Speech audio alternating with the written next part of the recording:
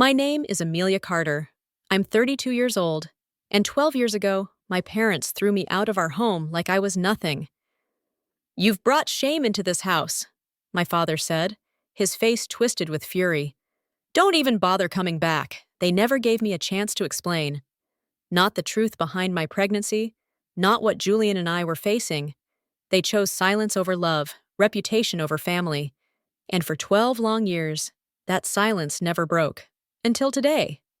This morning, I opened the door to see the same two people who once turned their backs on me standing on my porch. My mother, visibly aged, eyes already wet with tears. My father, once sharp and towering, now hunched and leaning on a cane. And beside them, my brother Austin, the golden child who never once returned my calls after that day. But they don't know everything. They don't know who Julian really was. They don't know why I chose to keep the baby. They don't know what I discovered after he died. They don't know what their betrayal truly cost them. Before I take you back, before I tell you what happened that year, please take a second to tell me where you're watching from and hit the like and subscribe button.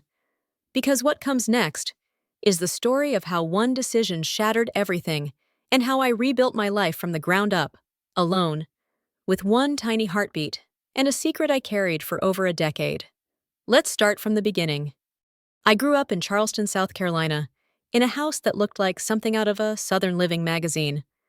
My father, Senator Nathaniel Carter, built his entire career on morals and image. My mother, Veronica, was the perfect political wife, graceful, poised, and terrifying behind closed doors.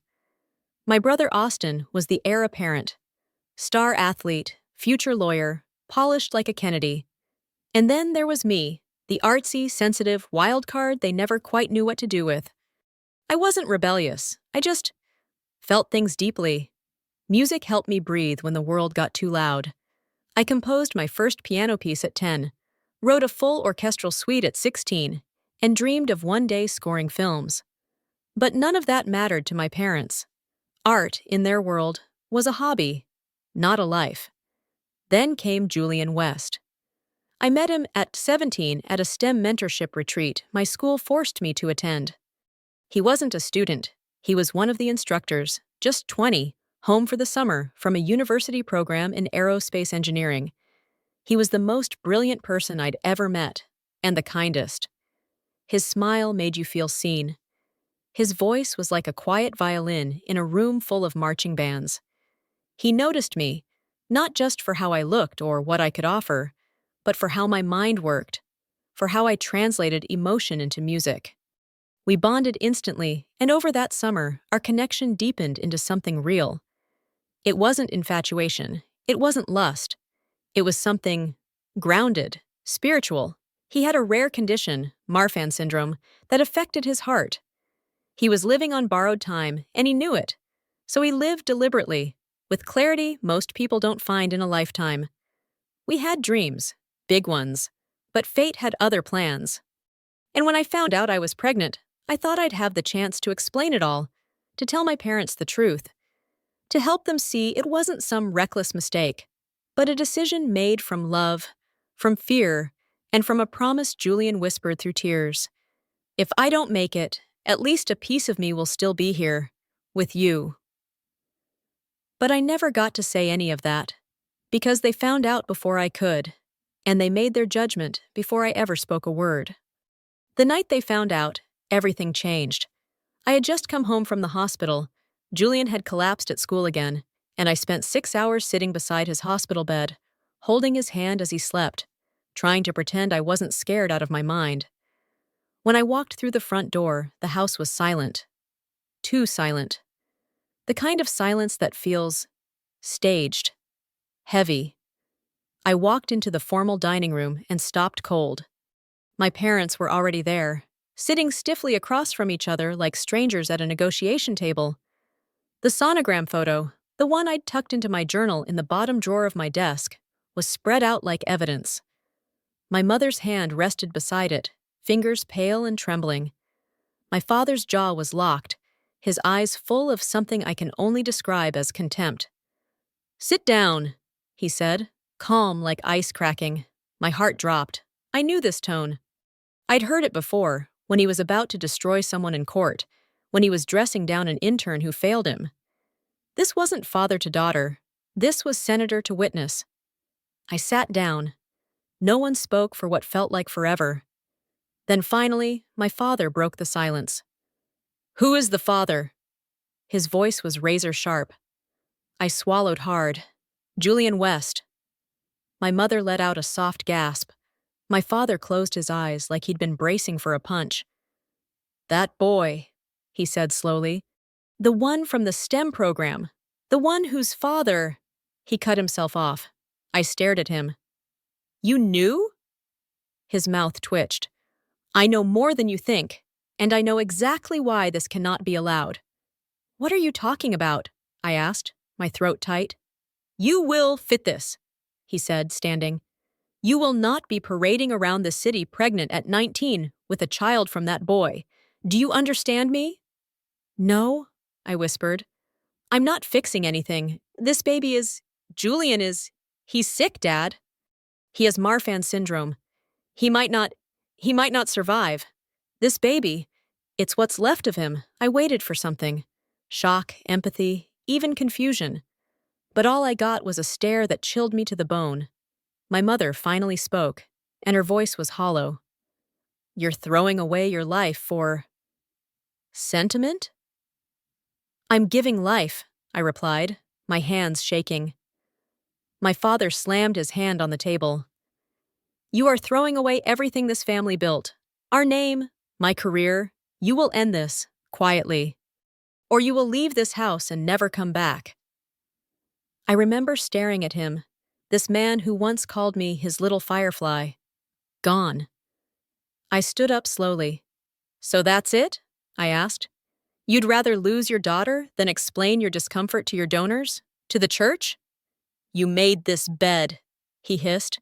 "Now lie in it." I went upstairs, numb, packed a small duffel bag with trembling hands, and took one last look at the room I'd grown up in.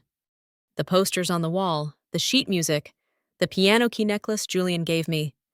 Everything that made me feel like me suddenly felt fragile, breakable. When I walked out with my bag, Austin, my brother, was waiting in the hallway. He looked at me like I'd grown horns. "You should have told us. You should have been smarter." I stared at him. "I'm pregnant, not criminal." He didn't reply. As I reached the front door, my father's voice stopped me. "If you walk out that door, Amelia, don't come back. Don't call. You're dead to this family." I turned around, looked him in the eye, and for the first time in my life, I saw him clearly. Not as my father, not as a protector, but as a man afraid of losing control. "I think you made that decision the second you stopped being a father," I said quietly. Then I left. Into the night, into the unknown, with a child inside me, and a secret that would take 12 years to fully unravel. I wish I could tell you that leaving was empowering. That I walked into the world with fire in my chest and clarity in my soul. But the truth? I was terrified. 19, pregnant, with nowhere to go. I spent that first night in my car, parked behind the old marina where Julian used to teach summer robotics classes to underprivileged kids. The irony wasn't lost on me. He had given so much. And now, all I had left was a duffel bag, a tank half full, and a baby the world didn't want. I wrapped a hoodie around my belly, curled into the back seat, and cried quietly until sleep dragged me under. The next few weeks were a blur of desperation. I called the few friends I had from school, but no one answered. I wasn't surprised. My parents had influence in Charleston, political, financial, and social. It wouldn't take long before rumors spread. I applied for jobs, fast food, retail, janitorial, anything. Most places didn't want to hire someone visibly pregnant. One manager even smirked and said, "You should have thought about that before opening your legs." I wanted to scream, but I didn't. I just nodded and left. By week 3, I was running on crackers, vending machine snacks, and half a bottle of prenatal vitamins I stole from a pharmacy bathroom. My body ached. My back was constantly sore. My car started making a horrible rattling sound. I was one breakdown away from giving up. And then, the break happened. I had stopped by a small grocery store to ask for a part-time job. The manager, a bored guy in his 20s, barely looked at me before handing me an application. I stepped outside to sit on the curb and fill it out, and that's when I heard a familiar voice. Amelia Carter? I looked up, and there she was, Mrs. Elsie Morales, my high school music teacher. She looked exactly the same, gray curls piled into a neat bun, reading glasses dangling from a beaded chain, arms full of oranges and canned beans. I stared at her like a ghost had walked out of my memory. Is that you? She asked again, frowning. You look... Honey, are you okay? I couldn't speak. My throat just closed. She walked over and crouched beside me, setting her groceries down. Her eyes scanned my face, then my belly, then my hands shaking as I tried to hide the job form. Do you have a place to stay? She asked gently. I shook my head. No family? Not anymore, I said. They made their choice. She didn't ask for details. She didn't need them. Mrs. Morales stood, picked up her groceries, and said simply, Come on. I have a guest room, a piano that needs dusting, and leftover soup. You're not sleeping in that car another night. I didn't argue. I was too tired, too hollowed out. That night, in the small blue guest room of her modest craftsman home, I finally exhaled. The sheets smelled like lavender. The air was quiet. I laid on the bed, staring at the ceiling, one hand on my belly. I don't know how we're going to do this, I whispered to the life growing inside me, but we're not alone anymore. For the first time in weeks, I believed it. Mrs. Morales, Elsie, became more than just a shelter. She became a lifeline. She didn't ask for explanations. She just offered what she had, a warm room, a piano I hadn't touched in months, and something I hadn't even known I needed, a routine. Every morning, she'd make coffee and oatmeal, then disappear into her garden while I hunted for work online or walked into shops with printed resumes. Every evening, we'd eat dinner together, her telling stories about her late husband, me telling her bits of mine. I told her about Julian, about his music, about how he used to hum random melodies while brushing his teeth, and how he once wrote a cello piece for my birthday called Amelia in D minor. I told her he died before hearing the baby's heartbeat. She held my hand across the table that night and whispered, Then we'll make sure the baby hears his music. Every day. At 6.5 months pregnant, I finally landed a job. It wasn't glamorous, a nighttime receptionist at a small studio that recorded voiceovers and audiobook narration, but it was something. The owner, Mr. Tuck, was in his 60s and too tired to care that I was pregnant. You show up, you answer the phones, you lock up. That's it, he said, handing me the key. The pay wasn't great, but it was enough to buy prenatal vitamins and fresh groceries. Elsie refused to let me contribute to rent, but I started slipping cash into her coat pockets when she wasn't looking. She always found it and slipped it right back. It became our silent war. Evenings were hard. My ankles swelled. I was always exhausted. But every time I walked through the door and heard the piano in the corner, I felt Julian again. One rainy Monday afternoon, a thick envelope arrived at Elsie's house addressed to me, with no return name, just a New York address. Inside was a formal letter on university letterhead, a sealed envelope, and a smaller note handwritten on yellowing paper. It was from Dr. Vincent Lee, Julian's mentor at the university's Engineering and Music Research Department. The letter explained that after Julian's passing, his dorm room had been cleared out, and among his belongings was a folder labeled, In case I don't make it, for Amelia. I held the envelope in shaking hands, my breath caught in my throat. I opened it. Inside were two things. First, a page of music, a full composition titled Legacy.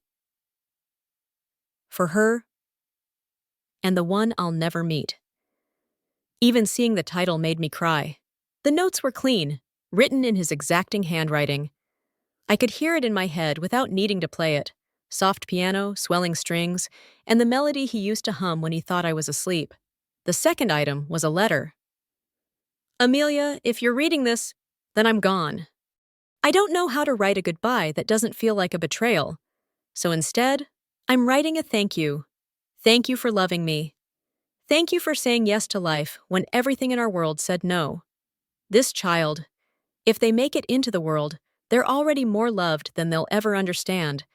And I want them to know that. Please, tell them who I was. Not the illness, not the fear, just the parts that mattered. Tell them I was kind, that I fought to stay, that I believed in them. And in you. I couldn't finish reading. I curled up on the couch, hands on my stomach, and sobbed so hard I shook. Julian had never left me. He'd just passed the melody on. That night, after Elsie tucked a blanket over me, she stood at the piano and opened the music page. She played Legacy softly, slowly, learning each note with reverence. And I laid there in the quiet, our baby fluttering inside me, listening to the song his father had written for a future he would never see. He came early. Of course he did. It was the middle of a storm, one of those Charleston downpours that seemed to shake the sky loose.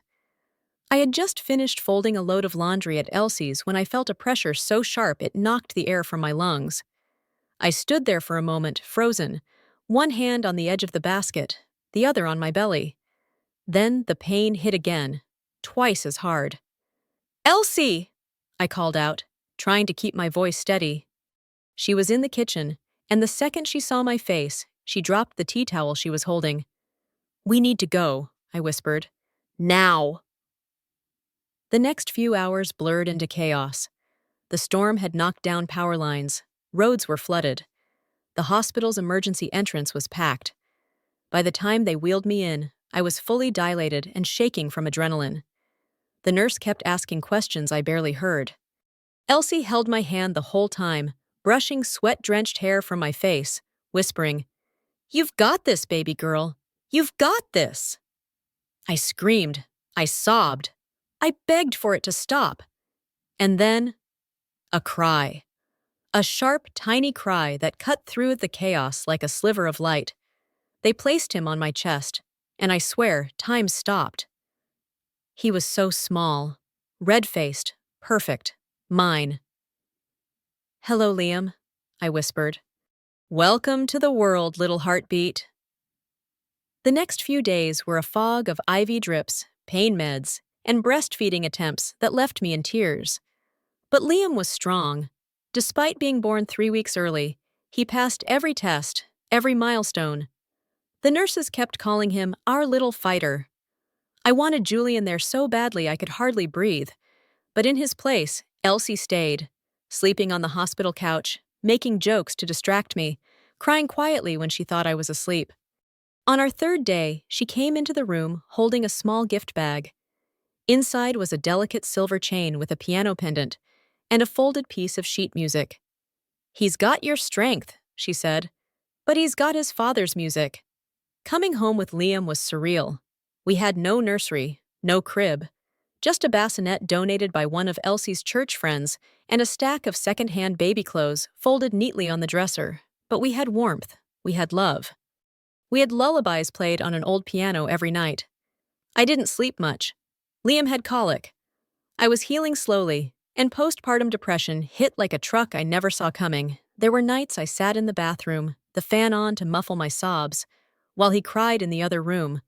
I loved him so fiercely it hurt. But I was drowning. Then came another blow. 3 weeks after we brought Liam home, Elsie's younger sister fell and broke her hip in Atlanta. Elsie had to leave for a month to care for her. "I'll come back as soon as I can," she promised, packing in a flurry. "But you'll be okay. You're tougher than you think." I tried to believe her, but when she left, so did my stability. The studio job couldn't keep me on unpaid leave. The benefits had never included maternity coverage. I applied for WIC, food stamps, childcare vouchers.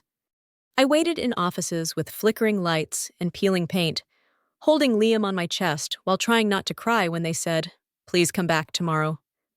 There were days I skipped meals so he could have formula. Nights I walked him around the block just to keep him calm because I couldn't afford more diapers and didn't want to hear him scream. I pawned my phone, sold Julian's keyboard. Started offering to edit music tracks for indie podcasts, often working through the night while Liam napped in his sling. Still, the hole never stopped widening. One night, I opened the mailbox and found an envelope with my name scrawled in pencil. No return address. Inside was a note and three $100 bills. The note said, "He deserves more than silence. A friend." I looked around, heart pounding. No one was there, but something shifted inside me. Someone out there still believed in me. And even if I didn't know who it reminded me I wasn't invisible. I wasn't broken. And this story wasn't over. Not yet.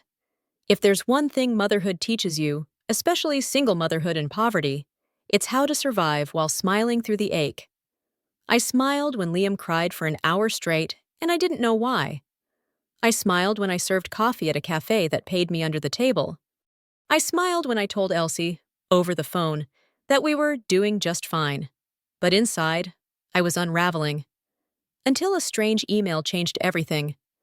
The subject line read, "Julian West, Composition Rights Inquiry." At first, I thought it was spam. Then I saw the domain, eastacademymusic.org. And the sender, Dr. Vincent Lee, Julian's mentor, the same professor who had sent me his posthumous letter and musical piece months ago. The message was short, but the words lit something inside me. "Amelia, I hope this reaches you well. A short film Julian submitted a score for during his sophomore year has won an award at the International Student Cinema Festival. The filmmakers are requesting to include the piece in a public release and need your legal authorization as the heir to his creative estate. Also, we've been digitizing Julian's archives, dozens of unfinished sketches, recordings, fragments. His voice deserves to be heard. Would you consider being part of that process?"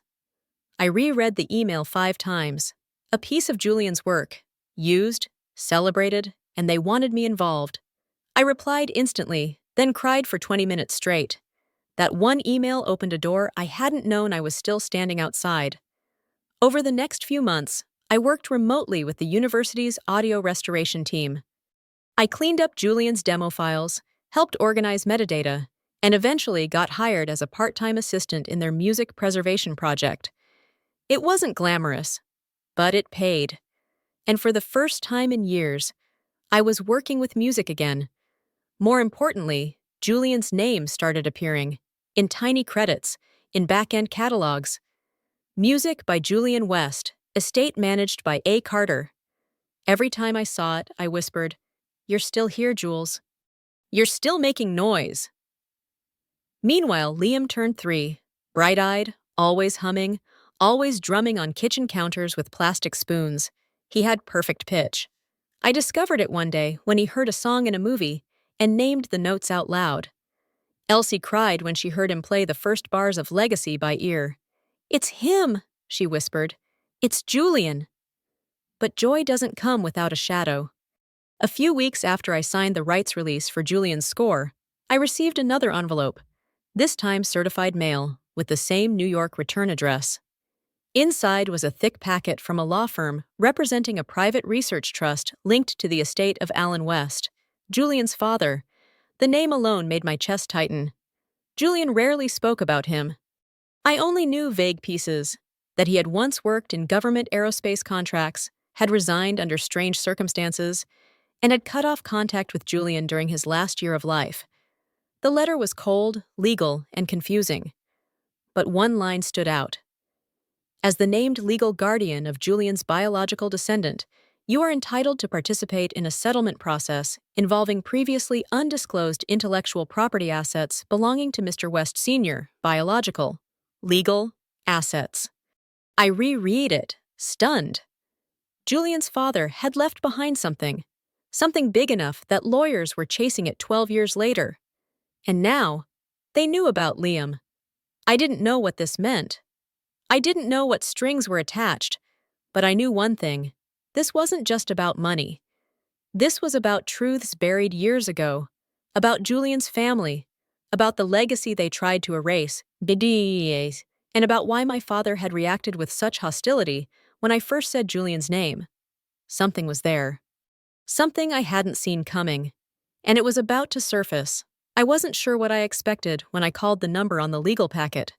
A firm voice answered, identifying herself as Rachel Moreau, Senior Legal Counsel for the West Research Trust. I introduced myself, explained I'd received the letter, and she asked for verification. Then she paused. "I was hoping you'd reach out," she said, voice softening slightly. "There's more you should know." More? I braced myself. We scheduled a Zoom call for the following afternoon.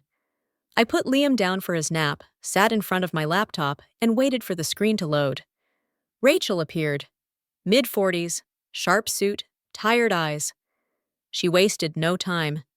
Before Alan West passed, he initiated a sealed disclosure process regarding several classified aerospace patents that were originally co-developed with the U.S. Department of Defense. I blinked. Julian never mentioned his father worked for the government. Julian likely didn't know the extent, she said. The truth is, Alan West didn't just resign. He was forced out. He attempted to expose unethical prototype testing that had led to civilian casualties overseas. Whistleblower retaliation silenced him. His reputation destroyed. Funding revoked. Security clearance stripped. I felt my stomach twist. "Why are you telling me this?" "Because of what came next," she said. Rachel pulled up a file on the screen, declassified now. A memo, marked Confidential, Carter, N. West A. Internal Risk Assessment. My chest froze. "Carter, my father's name," she continued. "Your father, then still a federal prosecutor, was one of the legal advisors who helped bury Alan West's claims. Years later, when Julian's name surfaced in association with your family, someone must have noticed." She looked at me with a kind of tragic sympathy. "Amelia, your pregnancy wasn't just a family scandal. Your father feared it could tie your family name to a whistleblower's bloodline, reignite buried controversy. That's why he reacted so viciously. It was about optics, damage control." I stared at the screen, numb. All this time, I thought he threw me out because of religious pride, reputation, control. But it wasn't just that. He knew who Julian was. He knew what Julian carried. And he didn't want any trace of that name connected to the Carter legacy. "I didn't know any of this," I whispered. Rachel nodded. "Julian had no idea either, but Alan tried to reach him in the last year of his life. We found letters that were never sent. Now that Alan has passed, the trust is trying to right old wrongs, and that includes honoring Julian's heirs." "Liam," I said, the word catching in my throat. "Yes. Liam is entitled to both financial restitution and recognition as Alan West's only direct descendant." My hands were trembling. "Rachel," I asked, voice quiet, "why tell me the truth? You could have just handled the money." She looked straight into the camera. "Because the truth matters, especially when it's been silenced for too long." That night, I sat in my living room, the glow from Liam's nightlight flickering down the hall. I held the memo printout in my hands. My father had chosen to protect a reputation built on silence and compromise over his own daughter. Over truth, over legacy. 12 years ago, when I told him Julian's name, he didn't just hear a boy I was dating. He heard a threat. He saw the ghost of a man he helped destroy. And now, he was at my door. For the first time since that awful night, my parents had reached out. Not through lawyers, not through whispers, but directly. A knock, a request, a plea. They wanted to meet Liam. They'd seen the documentary. They knew about Julian. They knew about the foundation. And now, I knew everything they'd hidden. I could have shut the door and walked away. But something inside me, something stronger than anger, whispered, "Let them see what they lost. Let them see what they tried to erase. Let them meet the boy they called Shame, and realize he's everything they should have fought for." They arrived on a Sunday afternoon, just like they used to after church. Only this time, there were no pearls, no potluck desserts, no polished lies. Just 3 people standing on my porch, older, smaller, weighed down by years of silence. I opened the door. My mother looked thinner than I remembered. Her eyes were softer, but guarded. My father, once towering, now leaning on a cane, met my eyes, but said nothing. My brother Austin stood between them, hands clasped like a peace offering. We stood there, 5 feet of space between us, and 12 years of everything else. "You look well," my mother said, voice thin. "You don't know me anymore," I replied gently. "But thank you." They nodded, silent. Then I stepped aside. "You can come in, but this isn't a reunion, it's a reckoning." They sat on my living room sofa like guests in a museum. Around them were framed photos. Liam on stage at his music showcase, me receiving a scholarship award, the two of us in front of the foundation's ribbon cutting. On the mantel sat Julian's silver ring.